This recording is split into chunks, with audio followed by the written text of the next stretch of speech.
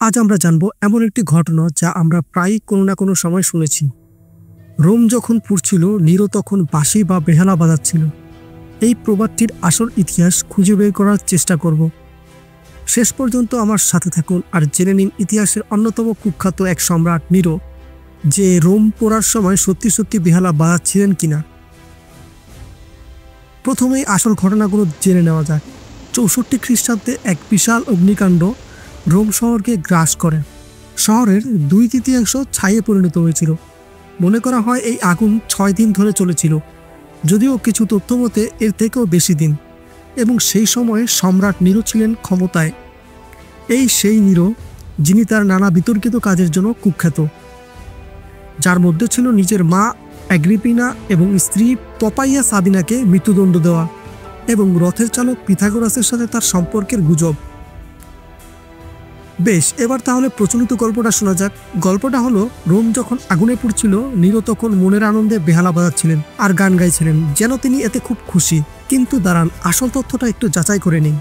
তাহলে আমরা আসলে কি জানি এই ব্যাপারে? প্রথমত, সেই সময়ে বেহালার আবিষ্কারই হয়নি। সেই সময়ের বেহালা, ফিডেল বলা হয় যাকে, আবিষ্কারই হয়নি। বেহালা বা ভায়োলিন যেটা, তা এসেছে আরও 1000 বছরের বেশি সময় পরে। কাজেই নিরোর পক্ষে বেহালা বাজানো সম্ভব ছিল না। তবে হ্যাঁ, তিনি হয়তো লায়ার বাজিয়েছিলেন, যা প্রাচীন রোমে বেশ জনপ্রিয় একটি তারের বাদ্যযন্ত্র ছিল। কিন্তু শুধু এই কারণেই যে গল্পটা মেলে না তা কিন্তু নয়। কিছু সূত্র মতে আগুন লাগার সময় নিরো রোমেই ছিলেন না, তিনি ছিলেন 35 মাইল দূরে অ্যান্টিয়ামে। আগুন লাগার খবর শুনে তিনি রাজধানীতে ফিরে আসেন। অন্যান্য সূত্র আবার বলে তিনি রোমেই ছিলেন, কিন্তু পুরো সময়টাই তিনি তার কর্মকর্তাদের নির্দেশ দিচ্ছিলেন এবং গৃহিণীদের জন্য নিজের প্রাসাদগুলোকে আশ্রয়কেন্দ্রে পরিণত করেছিলেন, তাদের জন্য খাবার ও কম্বলের ব্যবস্থা করেছিলেন। তাহলে এই গল্পটা এলো কোথা থেকে? আসলে সম্ভবত পুরো ব্যাপারটাই ছিল একটা রাজনৈতিক অপপ্রচার।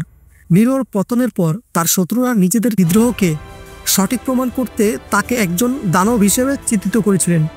হতে পারে তারাই এই গুজব রটিয়েছিল যে রোম পুরার সময় নিরো বেহালা বাজাচ্ছিলেন, আর সেখান থেকে গল্পটা ডালপালা মেলেছে, আগুনে ঘি ঢালার মতো আর কি। পরবর্তীকালে রোমান ঐতিহাসিক যেমন সুয়েটোনিয়াস এবং টিও ক্যাসিয়াস গল্প ফাঁদেন যে নিরো আসলে নিজেই আগুন লাগিয়েছিলেন তার বিলাসবহুল নতুন প্রাসাদ গোল্ডেন প্যালেসের জন্য জায়গা পরিষ্কার করতে। কিন্তু এর সপক্ষে প্রমাণ বেশ নড়বড়ে। ট্যাকটিয়াস, আরেকজন রোমান ঐতিহাসিক, লিখেছেন নিরো গৃহিণীদের জন্য তার প্রাসাদ খুলে দিয়েছিলেন এবং খাবারের ব্যবস্থাও করেছিলেন। তবে তিনি এটিও বলেছিলেন যে নিরো আগুনের শিখা দেখতে দেখতে ট্রয় নগরীর পতনের গান গাইছিলেন। আর এটাই হয়তো পরবর্তীতে লেখকদের উৎসাহিত করেছিল তাকে এমন এক দানব হিসেবে দেখতে, যে নিজের শহরের ধ্বংসলীলা দেখে আনন্দ পেত। সংক্ষেপে বলতে গেলে, রোম পোড়ার সময় নিরো সম্ভবত বেহালা বাজাচ্ছিলেন না, কিন্তু গল্পটা বেশ জমাট আর উক্তিটাও জনপ্রিয়, তাই এটি টিকে গেছে।